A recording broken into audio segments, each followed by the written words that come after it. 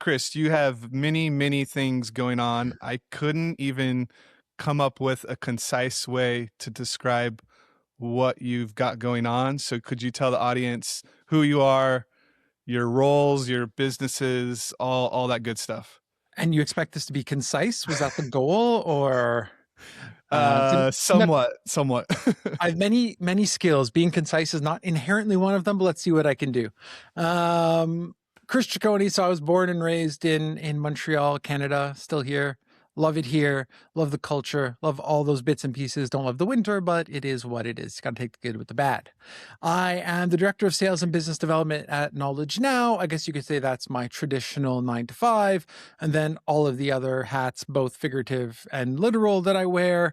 Let's see. So I started my own consulting business about 2 years ago. Still work through that, doing things with like 93 Media, which is in the video game publishing space.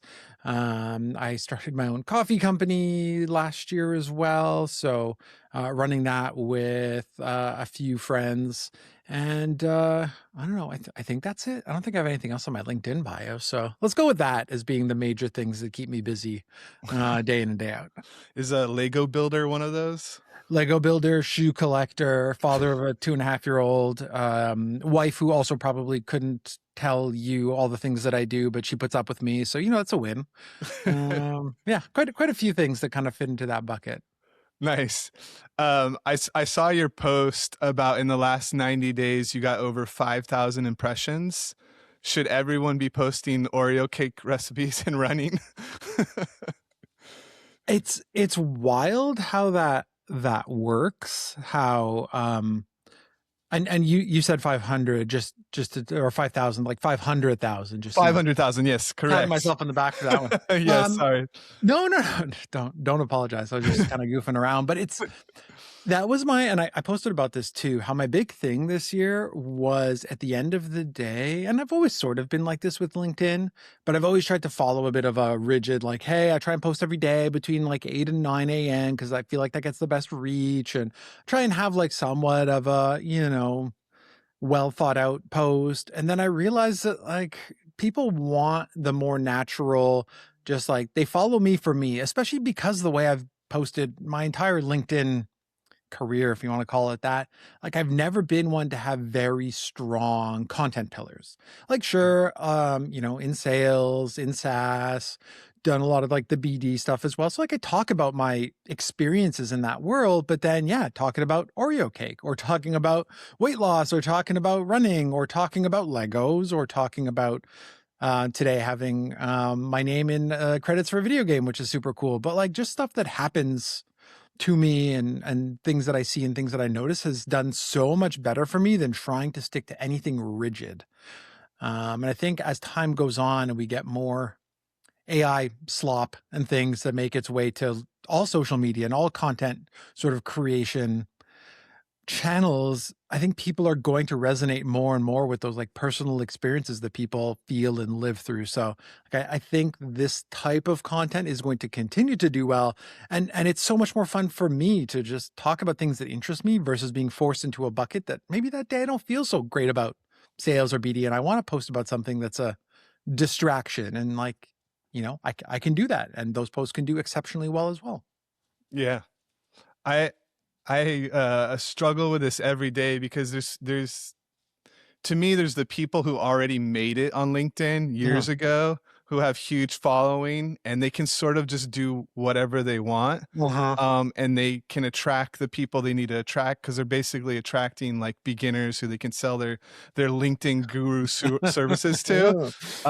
And in the people that I actually admire, like in the current times, are people like you who are just speaking their mind, showing off their true self, and or just really, really funny, unique ways of writing, and just things that stand out, memes, things like that.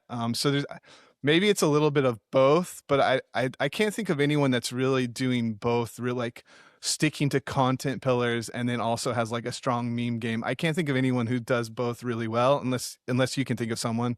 Oh, you know what? I can, and I'm blanking on his We name, can and always I add it later in the in the feel like a jerk about it. So while we continue to talk, I'm gonna try and multitask and scroll through, because I commented on one of his posts, today. Jeff uh, Hatton. Jeff Jeff Hatton. Hatton. Don't know him. Hatten. He, again, it's one of those things where he sticks to like the sales world. So like, I don't want to say super strong content pillars, but posts a lot of like just clever videos and memes and stuff. Just like an all around fun dude. And again, fits within that, like the reality of a salesperson. But again, to your point, doesn't sell his course about this or that, or at least not actively. And I think I don't know. I'll only speak for myself because I don't want to go speaking for anybody else. But that's my thing around LinkedIn, and like I can post whatever I want because it's not how I make my living, Mhm. right? I don't need to sell a course. I don't need to have people buy anything from me. So like I can post whatever I want. I can attract whatever type of audience I want. And sure, I will do brand deals and I'll do some sponsored posts and things like that if it's a tool I believe in. But at the end of the day, like I can post whatever I want because it doesn't I don't need to push anything. I can just be myself and attract people who are more interested in kind of either my delivery or my interest, and I have to figure out like exactly who my audience is or my ICP or whatever the case may be. Yeah. How long have you been following Grant Cardone? And You are know, you a billionaire yet? no, because apparently if you punch it into your calculator, it does not make it real.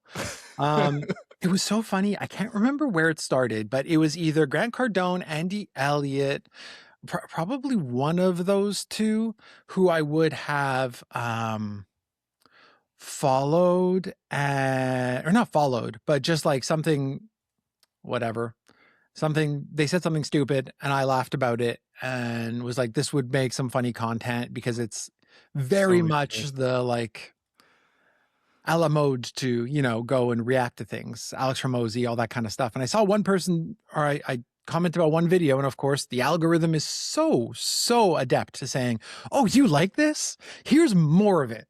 So yeah, I got to Grant Cardone at some point, but like, oh my gosh, the amount of like just absolute garbage these people spew, and my motto has always been to like pay it forward.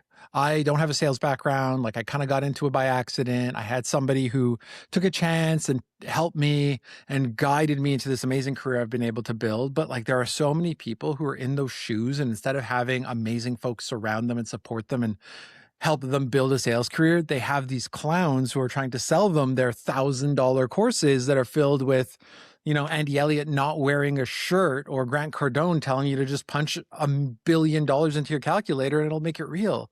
And you're like, these poor people are being taken advantage of because they don't know any better and they think this is the way. And like to me, that's heartbreaking. And I thought that'd be the best way that I could approach it, is to just, have a little bit of fun with it. Yeah. So I was in tech sales for a very small amount of time. It was just not my thing. Sure. I don't really have that. Like I can turn the outgoing personality on, like if I really have to, but to do it consistently and making cold calls was quite painful for me. Sure. And I know it takes a very unique human to do that and be successful at it. And I don't want to make a general statement about tech sales people, but the ones that I was surrounded by, it was all about working out and cold plunges and getting up as early as possible. Is that your understanding of a lot of tech sales people, did I have a very unique experience? Because it was always like one upping. Like I made more dials. I did a cold plunge even colder than your cold plunge. I think inherently salespeople have to be competitive. Like there needs to be that inherent driver to outdo other people, outdo their quota, outdo whatever it is to be able to constantly chase things. And I think that ends up applying to like every aspect of their life. And I think my big thing is like that's cool that you do all that, but like I don't care. That's my thing. And like I've been surrounded by a mix of folks. Like I started my career in the staffing world, and It wasn't completely dissimilar because we still had all the revenue leaderboards in the world and you were cold calling and we literally called it the pit and you're like trying to hit certain numbers, right? And doing all that stuff. And yes, there were plenty of gym bros and less Patagonia vests than there are in tech sales. But like you've just got those people who are inherently going to be just competitive. And I think that, I generally speaking, I'm a fairly introverted person, despite the fact that you couldn't tell from me running my mouth for, the better part of the last 10 minutes. But like that stuff just didn't do it for me because I was like, well, I'm not super outgoing and I'm not super extroverted. So like I'm never going to be successful here. And then I realized I could put my head down and hang out in a corner and just get stuff done and be successful. So I think it's like being able to go, yeah, that's going to be the reality that you face a lot of the time, but you can also disassociate yourself from it and still see success. And I want to say that as if it's something I just like figured out immediately, but there was a lot of trial and error there and me trying to be somebody I wasn't and me trying to be somebody I wasn't at work and at the office in general turned into me being somebody I wasn't in front of prospects. And that made me a really crummy salesperson. So once I realized that I could be myself and my cold plunges would be non-existent and my workouts would not be anywhere near the amount of weight or whatever it was that some of my office mates were doing, and it didn't matter. So like once you disassociate yourself with that a little bit, I think that helps. Mhm. Um, I'm assuming you see these news articles, and because it seems like it used to be, for me, it was more of a local issue. I couldn't find jobs in my local, I lived in a very small town in Northern Okay. California, so there was only so many jobs, and then it started to become, like a news cycle where every couple of weeks you hear there's the person who applied for 100 jobs and got no response, and easy apply doesn't work anymore, and I can't even get a call back, and now it's the same story, but now everyone's blaming it's like AI, doing the scanning, and so they don't even get a chance to be seen by a human. And I think this definitely has always applied, especially in like the last 5 years. If you're trying to get a sales role, you have to do something beyond just applying to expect to get a response, especially if there's going to be selling of any kind on LinkedIn. If you had to start over tomorrow in any career, not necessarily tech sales or sales Uh-huh. in general, what would you advise people to do to maybe get your eyes on your LinkedIn or your resume? So a couple things. The most basic, if I had to start like today and I had no platform on LinkedIn, I had nothing and I just need to figure it out. Definitely approaching it like a sales cycle would be my top tip. And I realize that's not inherently natural to people who are in different avenues or different venues. But as getting jobs becomes more challenging, you have to find a way to stand out. And there are plenty of stories all over LinkedIn of like, I've applied to 1,000 jobs and I haven't heard back. And as much as that sucks, don't get me wrong, you also have to think of it from the side of the hiring manager, the recruiter, whoever's looking at these CVs. Like you applied for 1,000 jobs, which means that 1,000 other people also applied to those thousands and thousands of jobs. And now you've got, this person logs into their applicant tracking system and sees 500 applicants. So like, how are they going to cycle through those? How are they going to differentiate those? And sometimes they'll use AI, sometimes they'll just read half of them, sometimes they'll scan through. I forget what the stat was because I worked in staffing, but you get like 7 seconds if you're lucky that they will look at your resume right before moving on to the next. So for me to differentiate myself, and it's literally how I got the job at Knowledge Now, was I figured out either who was posting the job, who was the hiring manager. Sometimes you have to guess. Knowledge Now is a fairly small company, so I just kind of went for the CEO and figured that was the easiest way. Connected with her on LinkedIn, picked up my phone, recorded a video of me saying like, "Hey, saw the job posting. Here's why I think I'd be great for it." 30 seconds or less, and sent it off. And the response was literally, "Okay, this got my attention. Let's chat." Yeah. And then you get that opportunity to sell yourself because I think a lot of people are strong in the interview, but their CV maybe doesn't quite read right, or um, they don't put their best foot forward from that side of things, which don't get me wrong, that's a whole other science that I haven't figured out how to optimize your resume and optimize it now for AI and the ATS and all that other stuff that happens. But I would lead with calling, emailing, LinkedIn messaging, video messaging, voice notes, whatever it is to try and get yourself noticed by these people who are hopefully making the hiring decisions. And that's the other side of things from a LinkedIn perspective of like posting, I think is so critically important.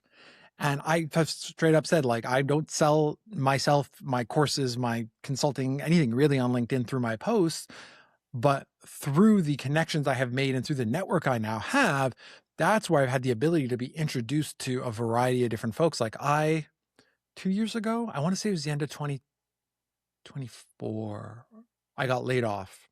They moved my role to a different city, whatever it was. I literally posted on LinkedIn that like, hey, I'm looking for a new job. And I can't remember how many people reached out and all that, but I landed myself something like 40 interviews Wow. from people just saying like, hey, cool, dude, awesome. We're hiring. I know somebody who's hiring. Let me introduce you, whatever it may be.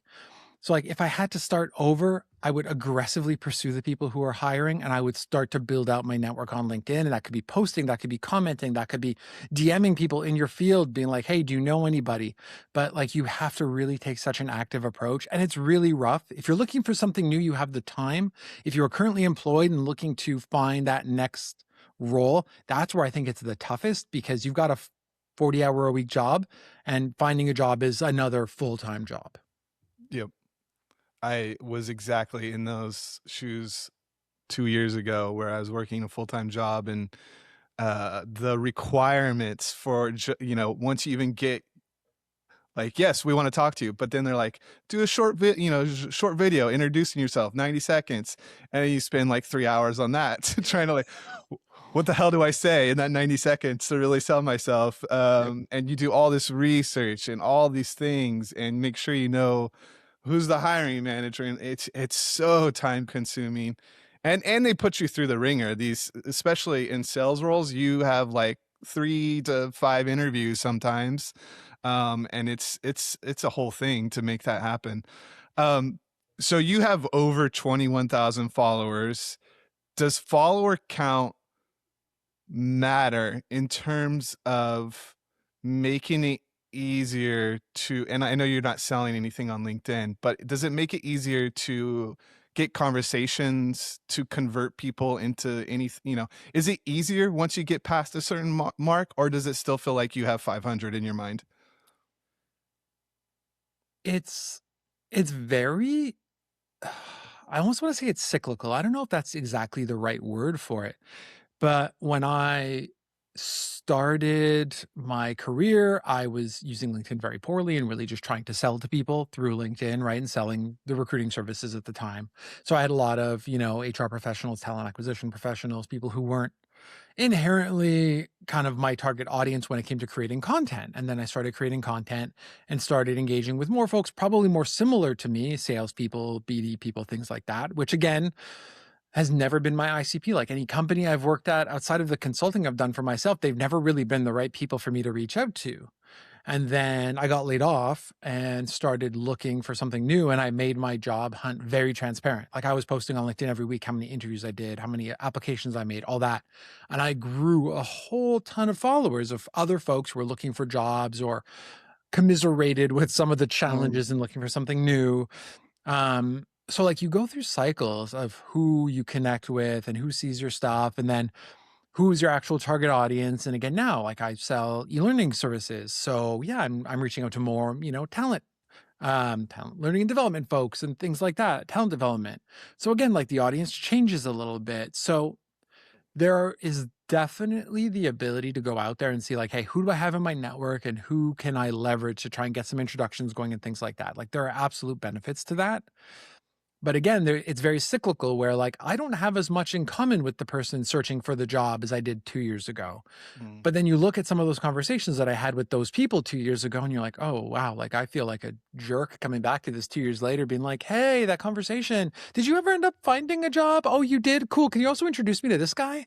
yeah. So it does help in general, but there's absolutely an ebb and flow to the followers, the connections, and all that as well. So, yes, definitely beneficial, but I think at the end of the day, like, all of these numbers that we look at on social media can be very they're just numbers. Are they meaningful? Sometimes. Should they be? Maybe not. Like it's very ambiguous because you've got connections, then you've got followers, then you have people who actually engage with your stuff, then you have people who never engage with your stuff but read all of it I started a job, or somebody new started at my company one day, and they're like, "I love your stuff on LinkedIn." And I'm like, "Cool. I have no idea who you are. You've never liked a single one of my posts. You never commented on them, never DM'd me, nothing. Very lovely that you like my post, but like, I don't even know who you are." But that was a nice reminder that like those people also exist. So like helpful, absolutely. But I think a number is just a number. Yeah. I think there's a lot of invisible people on LinkedIn. So many. Don't post, don't comment, but they're looking. Uh-huh. My favorite recently, I posted this week. I posted, which I repurposed this post, but it's basically just something that helped me stand out when I had the initial uh, recruiter interview, where I would just replace the background with the company logo, and the recruiters would be like, "Oh wow, like you obviously know at least what company you're interviewing for," which you would be amazed. Like I also have been on the other end where people are like, "What's the job again?" Like it blows your mind. But there's multiple people in there arguing about like, well, I wouldn't do that. and and like that doesn't apply for me. And then you go to their, it's basically trolls in a way. And then you go to their profile and it's like, you didn't even take time to put a profile photo. Uh-huh. And then you're complaining about why you don't have a job. And it's like, there's connection here, man. Like you basically don't have a resume to the world. Like, what are you doing? So I sort of went down that wormhole and like going back and forth, but there's also that part of LinkedIn that people that just don't get it. And I don't know if they ever will get it. Which just blows my mind in 2026, because it's going to get really, really tough for people who don't get it. Unfortunately. Yep. And that's the interesting part about LinkedIn. And I think that this is how I phrase or try and phrase everything I put out into the world, especially on LinkedIn. Like, here is what I do. Here is what worked for me. I make no promises that any of this will be even slightly relevant to you, but this is what works for me. And I think that's such a great example because I posted at some point around job interviews specifically how my favorite last question to ask is, based on this interview, do you have any hesitations in moving me forward to the next round, the next interview, the next whatever it is? And it's worked really well for me because I've had people come up with like, "Oh yeah, well, I have hesitations about this," and I can address that directly. And I posted about that one day and I had like 1,000 people telling me how stupid that is, how the last thing that they're going to remember is something negative about you. And I was like, "Cool, man, it works for me. Like I've never had an issue getting a job really. So like what's the problem here?" Yeah. But I just try and be very mindful about this works for me. I make no promises. Oh, there's always those people. Of course. Is there anything that you absolutely won't do in terms of posting or on your profile on LinkedIn anymore that you maybe did before or you saw and you just like, oh, I'm not going to be doing that type of posting, or is that too cringe, or anything that comes to mind? I think, like, again, and this kind of goes with my whole philosophy, like, I'm just going to post stuff that I like that interests me, but anything that is like engagement bait at the end of the day. And there's so much of it now where everything from like every post needs to have a selfie, people completely irrelevant pictures. And the worst part, like, I won't say the worst part. It works, right? It's human psychology. We see something and we stop and we look at it and we see faces and we like looking at them, whatever it is. So like I just refuse to do that. I've started including more pictures with my posts because unfortunately they do work, but they're relevant pictures, hopefully, to my post that add something. Um, but like trying to avoid the random selfies. Anybody who posts anything that's like, "Oh, comment X in the comments and I'll DM you this bajillion-dollar guide thing." Like, again, you're just manufacturing engagement. You could very easily drop a link in the post, in the comments, wherever you wanted, and just give the thing away. So, like, you're doing this specifically to drive engagement, which, again, it's all fake and made up. So, that's where I try and like stay away from. If I'm going to post, like, it's going to be authentic, it's going to be about me, and it won't blatantly be trying to sell something, push something, or engagement bait people into engaging with my posts. Like, it's just going to be me. And I think that manufacturing that stuff, again, it works. So like, who am I to say that it's a bad idea? It's just not who I am or what feels authentic to me. I just watched a YouTube video before jumping in this call with you of a guy saying they're amazing. You have to do them. It's what's helped me grow to 10,000 followers, and of course, it's related to Claude and how it eliminated a whole workforce basically, and will solve all your problems. Of course. Uh, Um, I do see even really big creators though, it's like once a week they're using those, or there's some that like every post they do is those type of, I mean, it's just fake engagement like you said, but I I guess would if it works and if it brings in people. I would be curious as well as to how many times they actually send those DMs out as well. And I think some of the very large creators probably have a team that goes ahead and does that. But like your average creator, if they get 100 comments, like, dude, I don't have time to send 100 DMs. Like that's not happening. Um, and then the worst part is, to your point about bringing people in, half the time you end up getting a link where you have to put your email in anyway. So I'm like, you're just Yeah. building your newsletter list. Like, you're double bait and switching me here. This sucks. Yes, I that is exactly what happens, or they don't send at all, you know, DM and then they never follow up. I mean, that's one of the biggest problems with LinkedIn is once you start getting a lot of DMs, unless you're using some third party, which I'm very hesitant to use anything third party, um, but it just gets lost very quickly, and it's so hard to keep up with all these DMs. Yeah, I don't know. I don't I've thought about I have, like, ideas of that have worked for me and thought about doing it just to do Mhm. one, to see how overwhelming the response is, but there's also the chance that it just flops too, you know? You just never know. That's the beauty of content creation though, right? Like if something flops, nobody sees it, so who cares? Exactly, exactly. Might as well try. Worst case scenario, nobody sees it. And you're like, perfect. Delete it, pretend it never happened. Is there any, things in terms of AI that you're using in terms of your workflow? It could be LinkedIn or not LinkedIn related that are really, like, helping you, that might be beneficial to a broader audience? So speaking of Claude, Claude, it's so funny because being in Montreal and being in French Canada, I want to call it Claude all the time, as in like the French name Claude. And then people look at me like I'm insane. So we have to call it Claude, I guess. Yep. Um, but the ability to, especially from like a sales perspective and a prospecting perspective, like the ability to use Cowork to like build lists and pull names and emails and all kinds of stuff has been, especially like I acknowledge now I'm pretty much a one man sales show. So like the ability to do that kind of stuff has been super, super helpful. We're trying to build out new ICPs and stuff. So having it like do the research, pull the company names, like figure out what the angle should be, pull like the proper contacts, pull their emails, like all of that stuff where I can literally grab a spreadsheet that is local to my computer and throw it into whatever tool I'm using to do outreach has been like hugely, hugely beneficial to me. I think that stuff has been really, really awesome. And from a LinkedIn perspective, like I typically try and avoid using too much AI for anything like that because I feel like no matter what, it comes out inauthentic.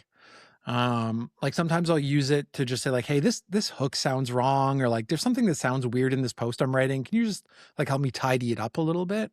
Mhm. And I'll use that. But like that's the great extent of what I'll use it for like content creation or LinkedIn. Yeah, I've been using it when I'm like, "This there's something about this doesn't make sense," and I just ask it, "Does it make sense?" Yeah. Like, because sometimes I'm like, is this gonna hit? Because sometimes I think I'm saying something or writing something, and it's complete, like, gibberish. So it's good to, like, have that as a sounding board.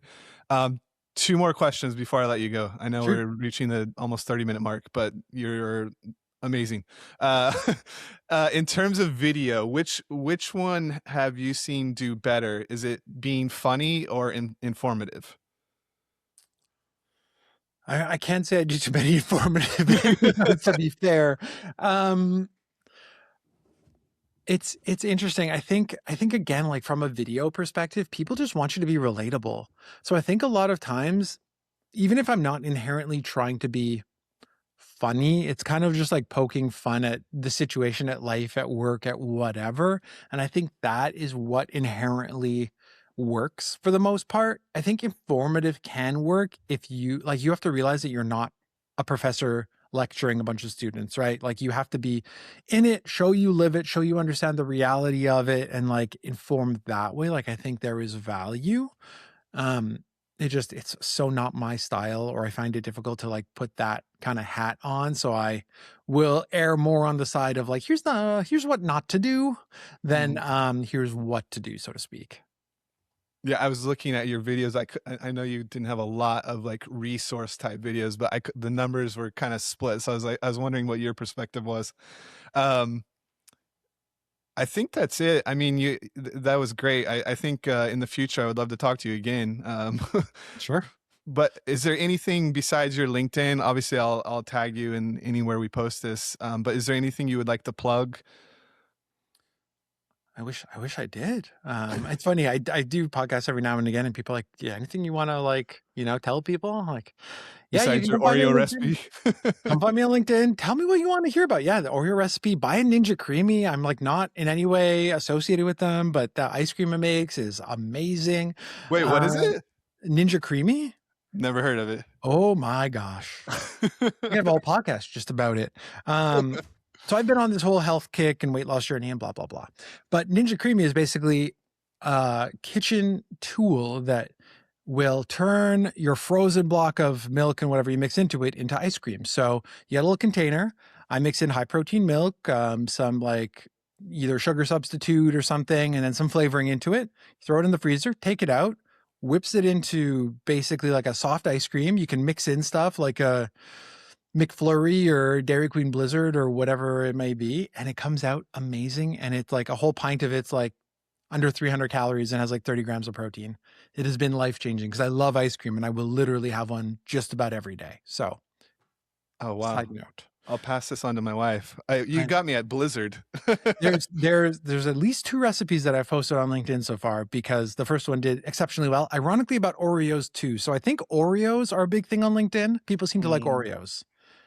okay. The Rocky Road one didn't do as well, but regardless, yeah, like honestly, anybody that like just is interested in starting LinkedIn or is curious about how to like post or what to do or where to go, like I'm always an open book for that kind of stuff. So they can always connect with me on LinkedIn, shoot me a note. Always happy to chat about that stuff. And chat about kind of whatever else is going on in the business world. So I appreciate you, Dustin, inviting me on. This has been a blast. And yeah, that 30 minutes absolutely flew by. Well, thank you very much, Chris, and I'll talk to you later. That's good.